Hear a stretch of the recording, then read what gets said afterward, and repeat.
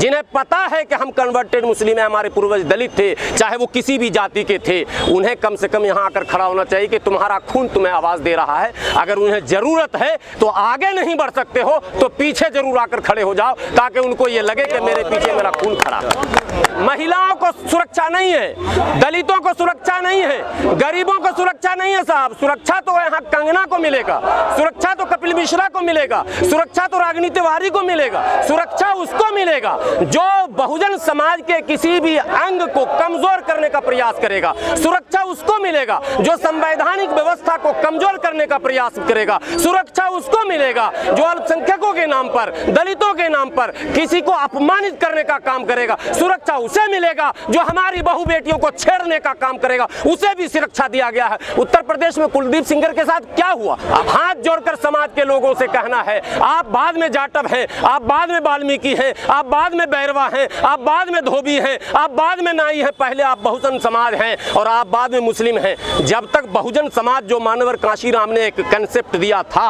बाबा साहब ने जो हमें रास्ता दिया था, उस पर हम अगर एकत्रित नहीं हुए, मुद्दों पर कम से कम आप एक हों, आप राजनीति करें, आप संगठन चलाएं, स्वतंत्र हैं आप भारत में, ये भी संविधान ने हमें स्वतंत्रता दी है। लेकिन मुद्दे पर समाज पूरा मुट्ठी की तरह अगर गोलबंद होगा, मेरा दावा है कि हम न्याय ही नहीं, हम न्यायिक व्यवस्था पूरी तरह से कायम करने में भी सफल हो जाएंगे। आप लगातार इधर और उधर घुमा रहे हैं। जब आपको परिस्थिति का ज्ञान था तो आपने सीधे सीधे एम्स में भर्ती क्यों नहीं कराया?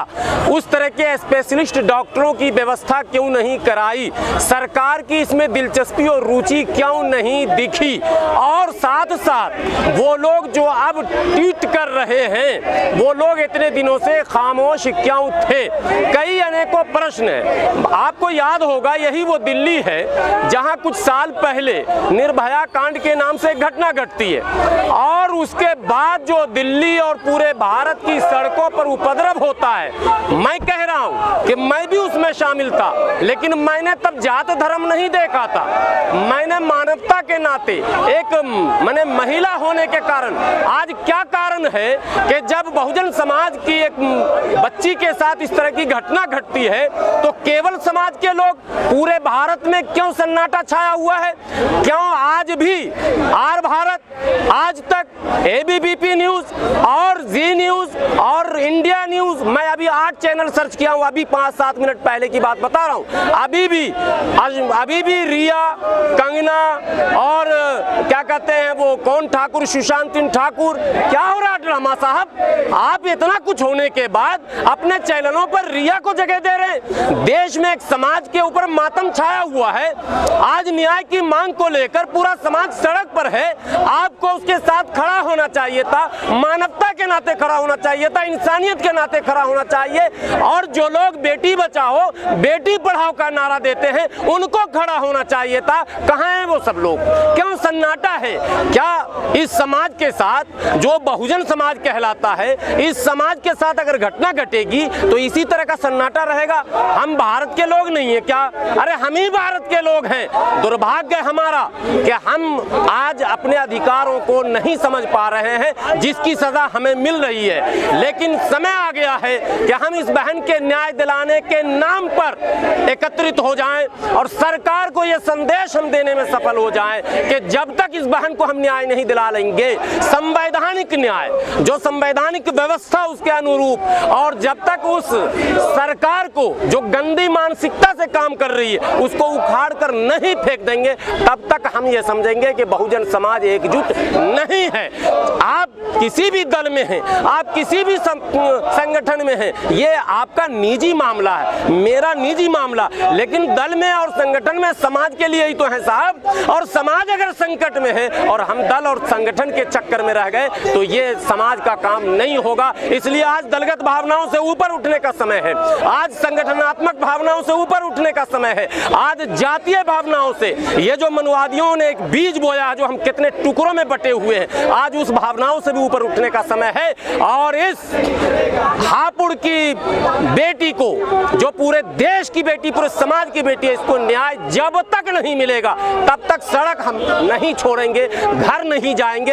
ये प्रण हमारे नौजवानों को आज लेना होगा, तब जाकर समस्या का समाधान है। महिलाओं को सुरक्षा नहीं है, दलितों को सुरक्षा नहीं है, गरीबों को सुरक्षा नहीं है साहब। सुरक्षा तो यहाँ कंगना को मिलेगा, सुरक्षा तो कपिल मिश्रा को मिलेगा, सुरक्षा तो रागिनी तिवारी को मिलेगा, सुरक्षा उसको मिलेगा जो बहुजन समाज के किसी भी अंग को कमजोर करने का प्रयास करेगा। सुरक्षा उसको मिलेगा जो संवैधानिक व्यवस्था को कमजोर करने का प्रयास करेगा। सुरक्षा उसको मिलेगा जो अल्पसंख्यकों के नाम पर, दलितों के नाम पर किसी को अपमानित करने का काम करेगा। सुरक्षा उसे मिलेगा जो हमारी बहू बेटियों को छेड़ने का काम करेगा, उसे भी सुरक्षा दिया गया है। उत्तर प्रदेश में कुलदीप सिंगर के साथ क्या हुआ, आप बताइए क्या हुआ, क्या हो रहा है? आप किसको किसको सुरक्षा देंगे? तो ये समाज की नाकामी साबित हो रही है। हमें लग रहा है कि हम संगठित होकर नहीं लड़ रहे हैं, हमें संगठित होना पड़ेगा, हमें सामूहिक नेतृत्व को जो है स्वीकार करना पड़ेगा और एक सामंजस्य स्थापित करके विषय पर लड़ना। ये सामाजिक विषय है, इस पर कम से कम हम सब संगठित हो जाएं और संगठित होकर सरकार को हम बाध्य करें, मजबूर करें कि तुम्हें न्याय ही नहीं। आपने चारों को फांसी दिया या नहीं दिया? आप बताओ कब दोगे? प्रधानमंत्री जी गले फाड़ फाड़ कर कह रहे 15 दिनों में भारत में न्याय मिलता है। साहब 15 महीने में भी न्याय नहीं मिला हमारे साथ। हमने देखा इस समाज के लोगों के साथ नहीं न्याय हो रहा है और लगातार यही कारण है कि घटनाओं में वृद्धि हो रही है। हमारे समाज के सरपंच को मारा जा रहा, हमारे समाज के प्रधान को मारा जा रहा, दिन दहाड़े हो रही घटना। हमारी माँ और बहनों के साथ आए दिन ये समाचार, कभी मध्य प्रदेश से समाचार, कभी झारखंड से समाचार, कभी बिहार से समाचार, कभी उत्तर प्रदेश में तो लगता है रुकने का नाम ही नहीं ले रहा साहब।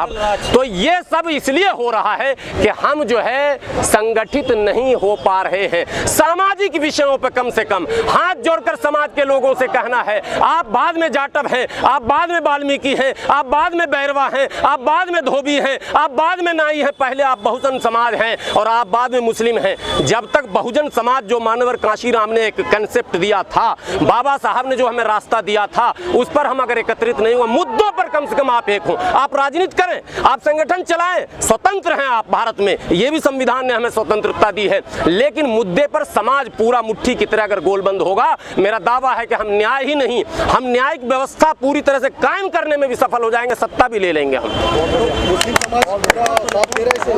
देखिए, मैं आह्वान शुरू से कर रहा हूं, बहुजन समाज में मुसलमानों में भी बहुत ज्यादा कंफ्यूजन है। मुसलमानों में भी मनुवादी वर्ग है जो मुसलमानों को भी दो हिस्से में बांटे हुए है। तो मुसलमानों का जो बहुजन अंग है, जो कन्वर्टेड मुस्लिम है, जिसके पूर्वज दलित थे, जिन्हें पता है कि हम कन्वर्टेड मुस्लिम है, हमारे पूर्वज दलित थे, चाहे वो किसी भी जाति के थे, उन्हें कम से कम यहाँ आकर खड़ा होना चाहिए कि तुम्हारा खून तुम्हें आवाज दे रहा है। अगर उन्हें जरूरत है तो आगे नहीं बढ़ सकते हो तो पीछे जरूर आकर खड़े हो जाओ, ताकि उनको ये लगे कि मेरे पीछे मेरा खून खड़ा है। और अगर वो इस समय संकट की घड़ी में खड़े नहीं होते हैं तो ये दुर्भाग्य की बात है। लेकिन मुझे उम्मीद है, तमाम जगहों से मेरी बात हो रही है फोन पर, लोग कह रहे हैं बिल्कुल आंदोलन को हम बल देंगे, हम सपोर्ट करेंगे और हर तरह से हम सपोर्ट करेंगे, कहीं से पीछे नहीं हटेंगे इंशाअल्लाह।